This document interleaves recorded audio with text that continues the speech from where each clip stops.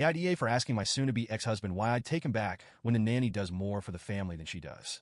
My husband and I have 2 kids together, a 3-year-old and an 8-year-old.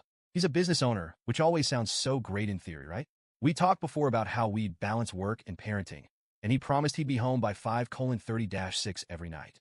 Since I usually get home around 6 to 6:30, it seemed reasonable.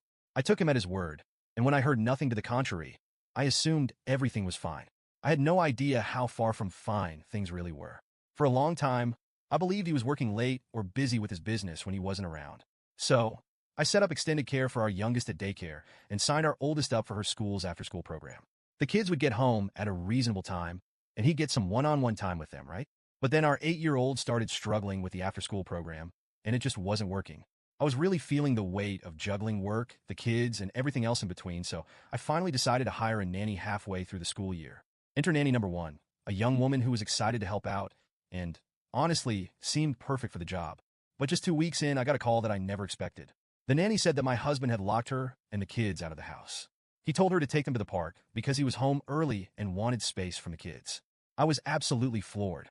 She also mentioned that he was acting pretty hostile toward her, getting mad if she left the room for a snack, refusing to let her and the kids sit anywhere but one of the kids' rooms, and even ignoring our kids if they tried to talk to him. Can you imagine? Your own kids trying to connect with you, and you're just brushing them off because you can't be bothered? At that point, the scales kind of fell from my eyes. This wasn't someone who just had a rough day. This was someone who consistently wasn't stepping up as a parent or even a decent person around our kids. I filed for divorce the next week. It wasn't even a question. My heart broke a bit, but I knew I'd reached the end of the line. By the end of the month, the kids and I had moved out. I ended up letting go of that first nanny. Long story, but the vibe just wasn't quite right after everything went down. And that's when I found Amina. I know some people get lucky with nannies, but Amina is truly in a league of her own. She's a 24-year-old Middle Eastern refugee with 3 kids of her own, age 2, 4, and 7.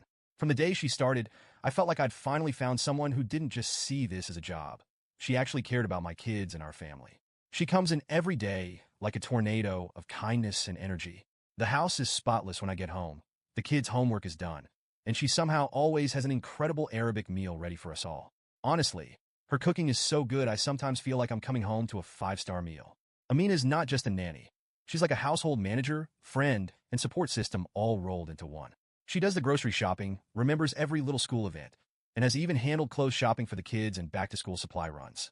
I'm still in awe of how much she does for us. She's exactly the support my kids and I needed. With Amina around, I get to come home and be a mom, not a frazzle mess trying to juggle dinner, laundry, and getting my 8-year-old to sit down and do her math homework. To give you an idea of how different life was with my SDBX, here's what happened the last time I had to leave him alone with the kids. I had a week-long work trip, and when I came back, the house looked like a tornado had hit it. The kids had lived on McDonald's and pizza the entire time, and our oldest stomach was an absolute mess because of it. Oh, and he ran out of clean clothes for our 2-year-old at some point, and instead of washing any laundry, he just bought more clothes. I came home to absolute chaos, and when I tried to talk to him about it, he acted like it was my fault for going on the trip. Fast forward to now. We're still separated, and he's finally realizing that maybe he doesn't like what he thought he wanted. He's suddenly all about trying again for the kids. And at first, I just ignored him. But then he brought it up again, going on about how us being together would be better for the family. I couldn't take it anymore. I snapped and told him, "Why should I take you back when Amina does more for us than you ever did?" And he flipped. He went on about how he's the one who provides for us financially, as if my full-time job doesn't count or something. He even tried to act like his work was somehow different or more important than mine, even though I'm often clocking more hours and making around the same as he does. His family has jumped on board, saying I'm selfish and a bad mom for not giving the kids a chance at having 2 parents. They act like having 2 parents who are miserable and disconnected would somehow be healthier than just having one happy, present parent. So here I am, Reddit. AITA for calling him out and telling him exactly what I think. He didn't like hearing that Amina, someone he clearly sees as just a nanny, is a better parent and partner to me than he ever was. But I'm tired of pretending that he's this great guy just because he works and happens to be their biological father. I feel like I've finally found a balance where my kids are thriving, and they're happy. Isn't that what matters?